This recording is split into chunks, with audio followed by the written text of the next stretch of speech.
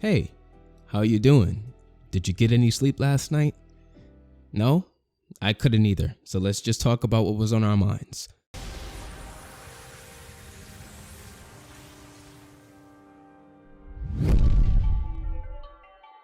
Yesterday we got an article from Silicon Era regarding Shin Megami Tensei 5, and more like we need to talk rather than we should talk because this left me pretty confused and I don't know what's going on anymore.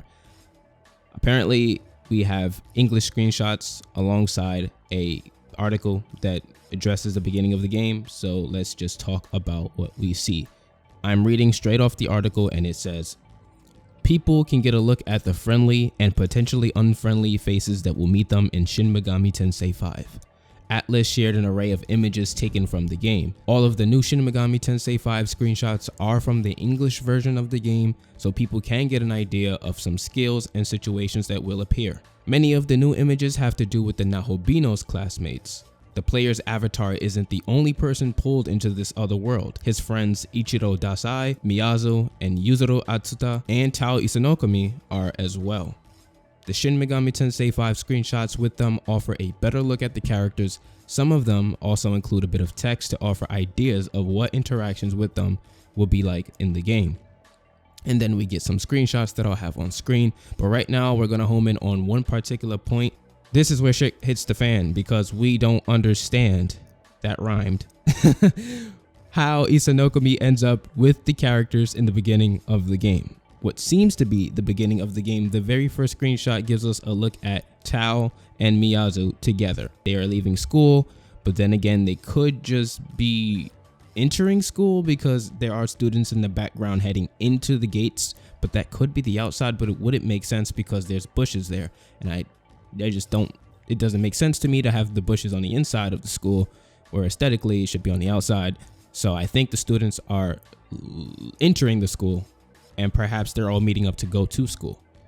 That's a problem only because from what I remember, what I heavily stressed in my last video, Tao doesn't meet the other students and she's not even friends with the other students until after the Takanawa incident. This screenshot is, to me, proving that there will be a normal school life like the other screenshots we will see. This is school life after their first trip to Da'at, Tokyo. We understand and we have full knowledge that they make it back. Things return to some sort of normalcy. At least they pretend to maintain some sort of normalcy whilst they go and join Bethel and do what they do there. The next screenshot is of Yuzuru and the hero having a conversation about keeping Tokyo safe. Further proving this is after Da'at. It makes sense. There's no red flags here. But also, let's go back to the first screenshot to show you guys Miyazu is here, which means that for them to be at school post Da'at, Miyazu must already know about Da'at as well, even though we haven't seen her in the tunnel. We haven't seen her in Da'at until now because we actually get a screenshot of her, which I'm going to skip to because that's more important than Ichiro talking about being weak and striving to be like the main protagonist. I hate that. I think it's cliche, it's generic, but what do we expect from a man that looks like Ryuji? Okay. Chill, he's my favorite character still. Okay, so we have this screenshot of Miyazu and the hero, well, Nahobino, in, I think, Da'at because he is in his god form, the Nahobino form. She says, I heard from my brother, even though you've changed to fight demons, you're still completely yourself. Now, obviously, this is just like the Nocturne situation where Hijiri first meets the Demi-Fiend, and also he's like, oh, so you're still here, you still seem like yourself, but you're a demon, I guess. Also when he meets Chiaki and he meets Izumo, they're all like, oh, you know, it's you, but it's really not you. So that's kind of what Miyazu's saying. This is probably her first time, you know, crossing paths with the Nahobino, and I assume that they all, which this really wouldn't make sense unless he met Miyazu first before he met Yuzuru, because we know when he meets Yuzuru, they have a quick conversation about how they got there, what's going on. Miyazu spoke with Yuzuru, which means that they probably met in Da'at and then somehow got split up further. I don't know when these take place. I don't think it's important right now, but this screenshot, the text itself, is important to state that Miyazu has met up with her brother post incident. It's important to note that because anytime they go into Da'at, they have the likelihood of potentially getting split up. And that makes this whole thing harder for them to stay together and exchange information, because in Da'at, I guess they all have to find their own path, which kind of aligns with how the game goes. They all get lost and they end up doing their own thing. One guy ends up good, evil, and neutral. Right, next screenshot. This one, I believe, is the Bethel Task Force. This is the one with Koshimizu speaking to the hero, Ichiro, and Yuzuru. No, it's not that one. That's the one we've seen already. This one right here, Koshimizu says, "Good morning, everyone. We just received word from Bethel's inner council. Keyword, very important. Highlight that. Put it on your wall. It falls to me to relay their message. Question, who is Bethel's inner council?"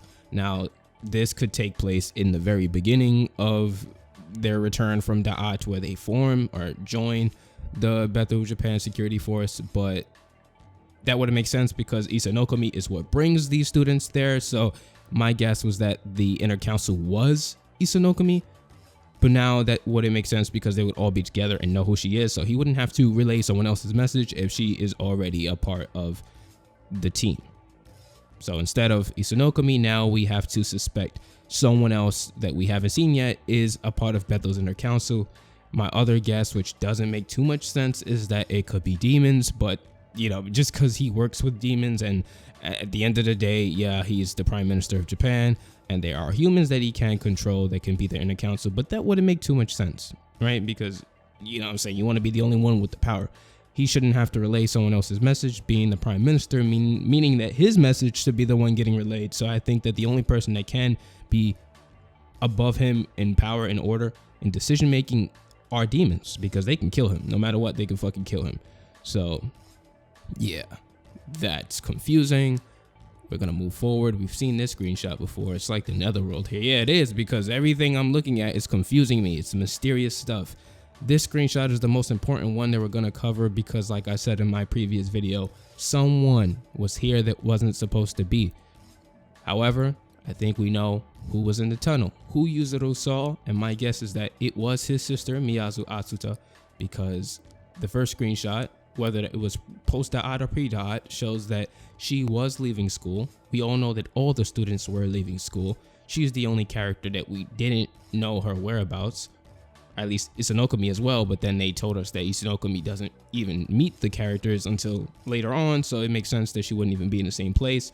But now we see Miyazu, which can easily inform us that Miyazu, being the sister, the careful and always worried about her brother's sister, would probably check up on him, follow him after school, just because she's looking out for her brother. And then she ends up in the tunnel and he says, "Hey, what are you doing here?"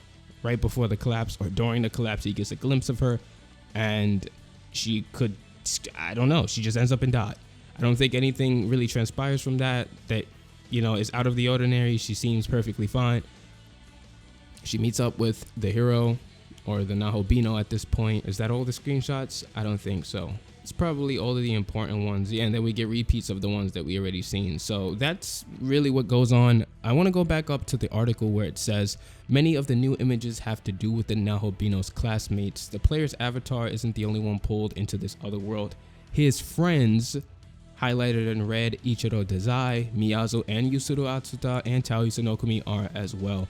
Now the wording here vexes me, only because we understand that at least the Japanese translations from the character introductions tell us that he had one friend, one primary friend, and met everyone else after. It's not telling us when they become his friends, but this is just saying, hey, these are his friends. He woke up with these friends. He started school with these friends. No, he had one friend, which was Yuzuru Atsuta, and probably by connection, Miyazu. I could be wrong here, but if I'm not wrong, this throws me off heavily. It could just be open vocabulary, right? Because if you tell us, hey, those are not his friends, then we're probably going to suspect that they have the grounds to, be evil characters.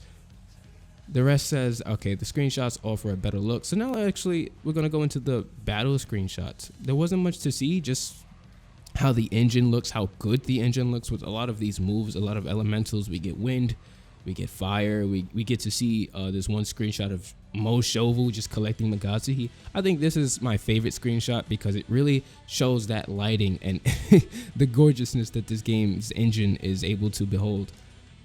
And we see this demon again. I don't even know how to pronounce the name. I should probably learn how to do that. This move, Sanguine Jane, is really cool. I just love her animation. In this screenshot, you couldn't tell, but her top body literally flies off. Well, it was off the whole time, but it just leaves the bottom half and it goes to suck the life out of any demon or thing that it's attacking. It's the coolest looking thing. And her face. Look at the eye. Look at the Moving on. I primarily want to show you guys the Nahobino's moves. The hero does have support moves, by the way, so let me show you the screenshots of his moves. Now, Amagatoki Critical was one of the moves that I did want to talk about because Amagatoki Critical allows all of his moves to be crits. It could be magic moves, it could be physical moves, it could be probably a Megami move causing critical as well.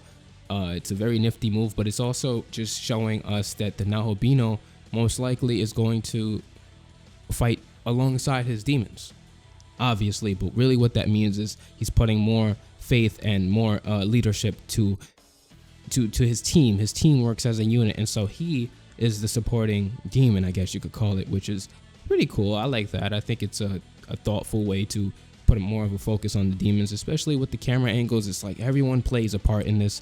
I'm not the strongest member of the team, and I find that like attention to detail, it's cool. It's a better experience that way.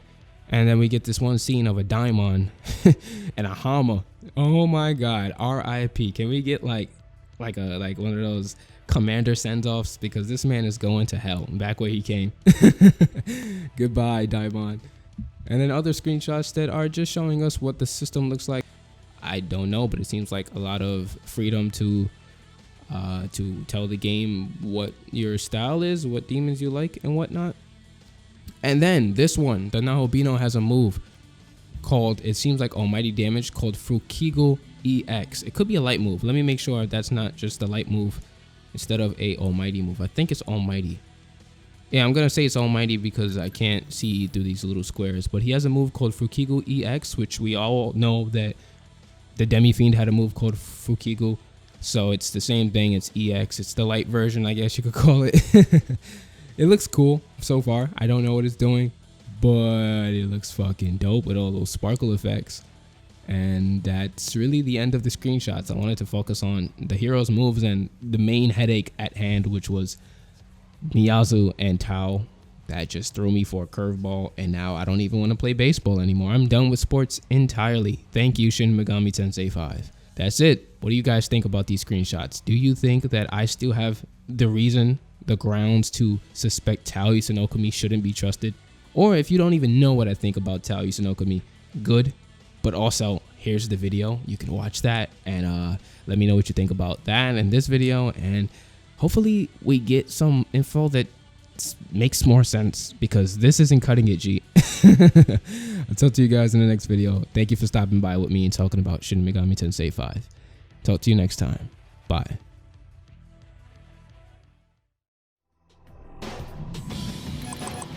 So you mean to tell me that you really just sat there and watched that entire 15-minute video? If you did, you're a real one. Thank you so much, honestly. You can feel free to watch some more videos. I have one to the left and I'll probably have one to the right. One is handpicked and one is actually just me trying something new. Hopefully you enjoy it. Also, if you're here, you made it through the entire video, why not subscribe? I don't understand why you would miss out on more SMT5 discussions, talks, and potentially collaborations coming very soon. We're working on it. You might as well just jump on board and we all run to the SMT5 train, right? So thank you for watching the videos, and I hope you stick around for a good while. See you soon.